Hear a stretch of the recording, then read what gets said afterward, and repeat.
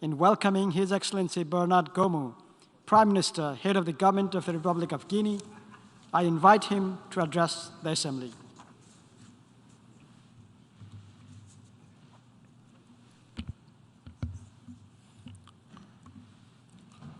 Monsieur le Président, Excellences, Mesdames et Messieurs les chefs d'État et de gouvernement, Mesdames et Messieurs les chefs de délégation, Monsieur le Secrétaire général, Mesdames et Messieurs, à l'entame de mes propos, je voudrais transmettre les chaleureuses félicitations de son Excellence, le colonel Mamadi Doumbouya, président du Conseil national du Rassemblement pour le développement, CNRD, président de la transition, chef de l'État, chef suprême des armées, pour votre brillante élection à la présidence de la 77e session ordinaire de l'Assemblée générale des Nations unies et rendre un hommage mérité à votre prédécesseur, son Excellence, M. Abdallah Shahid, pour la qualité du travail accompli durant son mandat. Je voudrais en outre exprimer l'appréciation et la profonde gratitude des autorités guinéennes au secrétaire général des Nations unies, M. Antonio Guterres, pour son dynamisme dans l'exercice de son mandat. Monsieur le Président, Mesdames et Messieurs, la participation de la délégation guinéenne à la présente session permet d'apporter des informations sur la situation nationale et d'apprécier celle internationale. La République de Guinée, après avoir donné le ton des indépendances en Afrique, notamment dans les pays francophones, a cependant connu des moments difficiles dans sa gouvernance et, malheureusement, durant la dernière décennie, le régime qui était en place n'a pas dérogé à la règle. Cette période a été particulièrement marquée par une politisation en outrance des instances de l'État, des violations de l'État de droit et la gabegie financière. Enfin, le changement constitutionnel supprimant la limitation du mandat présidentiel à 2, opéré par le précédent président, a été le facteur déclencheur de troubles sociopolitiques dans une nation dont le développement était déjà paralysé, bien qu'il soit en passe d'être le premier producteur de bauxite au monde. Face à cette situation désastreuse et la nécessité de parer aux dérives du pouvoir, les forces de défense et de sécurité, unies au sein du Comité national du Rassemblement pour le développement, CNRD, ont, dans un élan de solidarité et de patriotisme, décidé de prendre leurs responsabilités le 5 septembre 2021 en vue d'établir une gouvernance vertueuse, profitable aux populations guinéennes, notamment les femmes et les jeunes, avec pour objectif un développement inclusif et durable. La population a adhéré à ces idéaux et exprimé ses attentes lors des concertations entre le CNRD et les forces vives de la nation. Un état des lieux a été réalisé afin de convenir des solutions appropriées aux défis identifiés et de relancer le pays, avec pour objectif la rectification institutionnelle pour bâtir des institutions fortes et légitimes pouvant résister au temps et à la tentation des hommes. La refondation de l'État pour moraliser la vie publique et restaurer l'autorité de l'État. le redressement visant à rompre avec les anciennes pratiques en vue de réformer, de moderniser et de rajeunir l'administration. Le rassemblement du peuple dans son entièreté dans la conduite des affaires publiques en toute transparence. Le respect de tous les engagements au niveau national et international. Dans cette dynamique, les progrès suivants ont entre autres été réalisés. L'élaboration et la publication de la charte de la transition, la formation d'un gouvernement de transition civile, la mise en place du Conseil national de la transition, CNT, l'établissement de la Cour de répression des infractions économiques et financières, CRIEF, pour lutter contre la corruption et les détournements de biens publics, afin de rétablir la confiance entre la population et les gouvernants. Puis, la récupération des biens spoliés de l'État. Toutes ces procédures engagées reposent sur l'indépendance totale de la justice.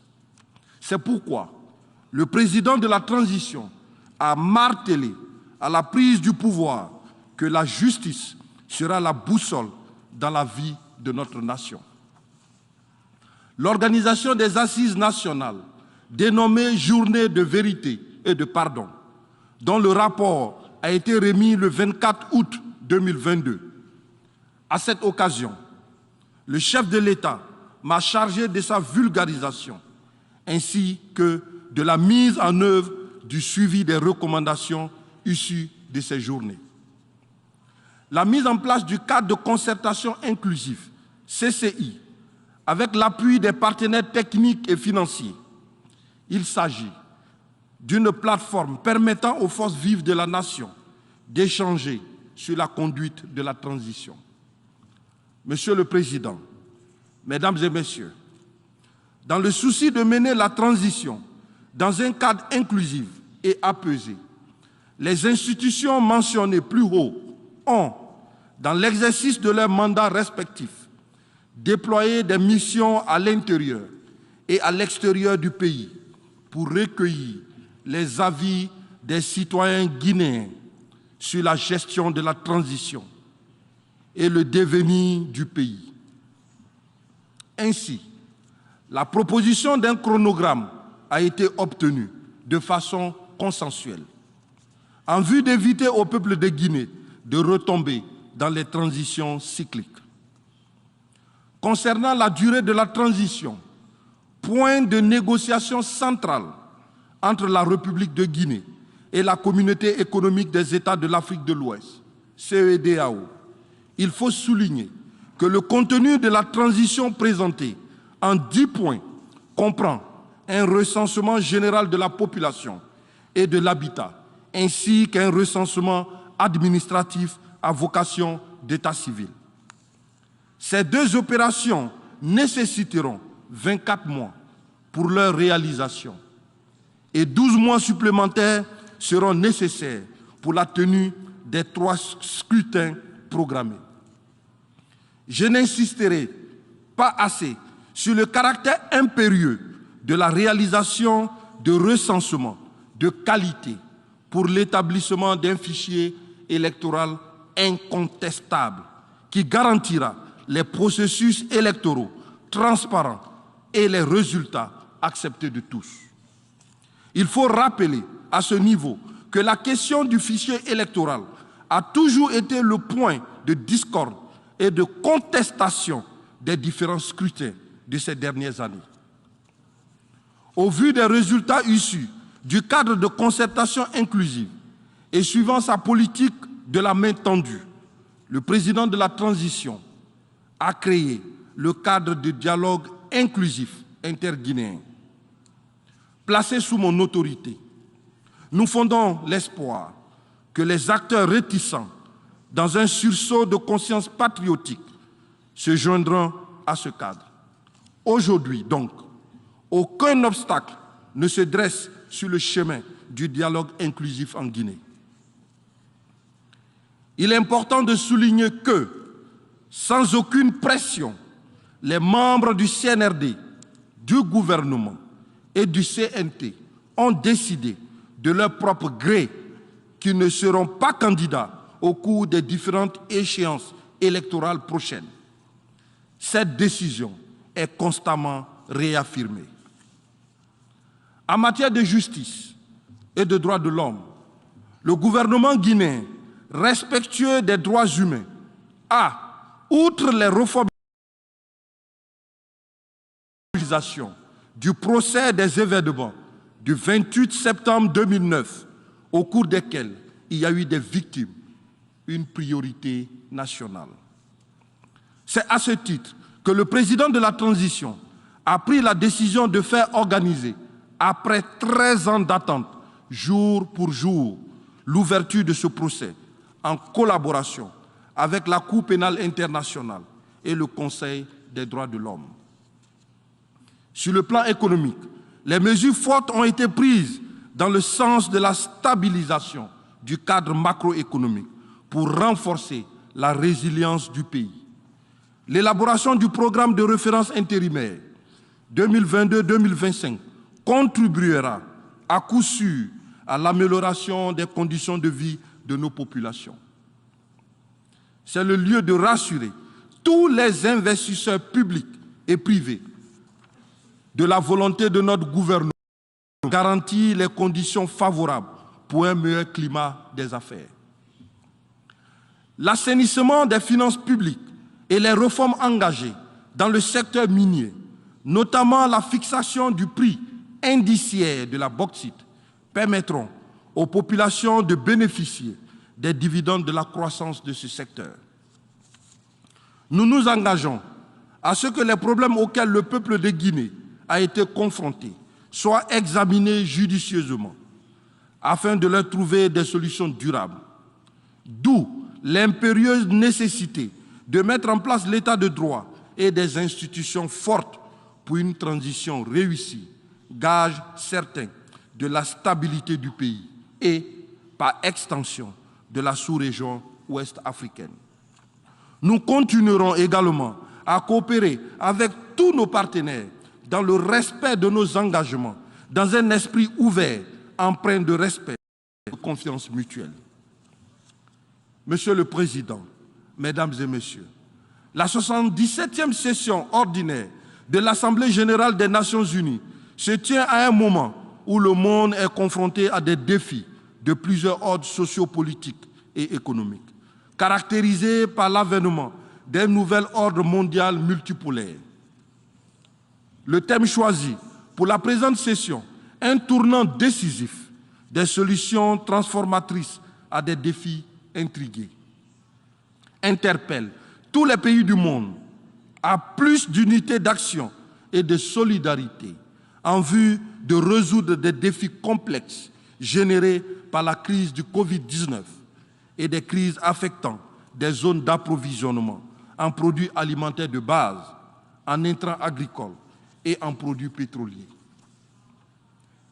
À cet égard, mon pays apprécie les initiatives lancées sous l'égide du secrétaire général relatives à la paix et à la sécurité internationale, ainsi que la voie à suivre pour atteindre les objectifs du développement durable à l'horizon 2030. Il rappelle également la nécessité de redoubler d'efforts pour y parvenir, en faisant recours à la diplomatie préventive, au respect des droits humains, à la solidarité internationale en matière de lutte contre les changements climatiques et de remise de dettes au bénéfice des pays les moins avancés. Monsieur le Président, Mesdames et Messieurs, mon pays partage les préoccupations de la communauté internationale sur les questions de paix, de sécurité, de développement et de droits humains examinées par notre organisation. Il renouvelle sa position traditionnelle sur la recherche de solutions pacifiques et consensuelles à ces questions. C'est l'occasion pour ma délégation de souligner, au titre des opérations de paix que la République de Guinée a déployées depuis 1961 et continue de déployer des contingents militaires ainsi que du personnel de police et de gendarmerie dans différentes missions de paix à travers le monde. C'est fort de toute cette expérience que le président de la Guinée, le colonel Mamadi Doumbouya, panafricaniste avéré, a décidé, en plus du contingent guinéen de la MINUSMA, opérant depuis 2013 à Kidal, au Mali, de déployer un contingent additionnel en remplacement de celui du Bénin, dont le mandat arrive à expiration en 2023. Par ailleurs, mon pays réitère son engagement et insiste dans la lutte contre les changements climatiques et la migration irrégulière. Monsieur le Président, Mesdames et Messieurs, nous sommes convaincus que notre organisation demeure indispensable à notre monde. Toutefois, elle mérite d'être réformée afin d'être plus juste, plus inclusive et apte à répondre aux légitimes aspirations des peuples du monde. Elle doit s'adapter aux réalités du monde, relever des nombreux défis auxquels l'humanité est confrontée et maintenir son rôle central dans la gouvernance mondiale. Dans ce contexte, la République de Guinée attache du prix à l'application du consensus Ésil-Veni et à la déclaration de Sirte qui détermine la position commune africaine, telle que déclarée par le président, son Excellence Macky Sall, président du Sénégal, président de l'Union africaine, sur la réforme du Conseil de sécurité. La République de Guinée a adopté dans la même perspective que notre organisation universelle, comme principe conducteur pour cette transition, le dialogue inclusif, y compris avec la CEDEAO, le renforcement de l'état de droit, la promotion des droits humains et la reddition des comptes pour recoudre un tissu national fragilisé. Au nom des populations guinéennes, nous remercions nos partenaires pour leurs appuis dans ce processus, notamment le système des Nations Unies et les bailleurs de fonds bi- et multilatéraux.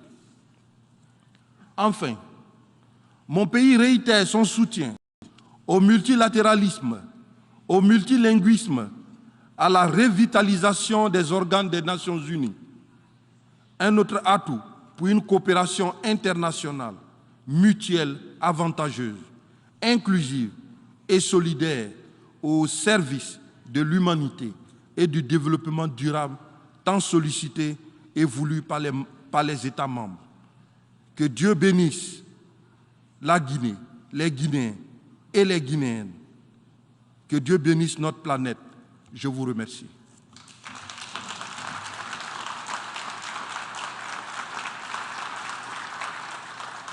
On behalf of the Assembly, I wish to thank the Prime Minister, Head of the Government of Republic of Guinea, for the statement just made, and I request protocol to escort His Excellency.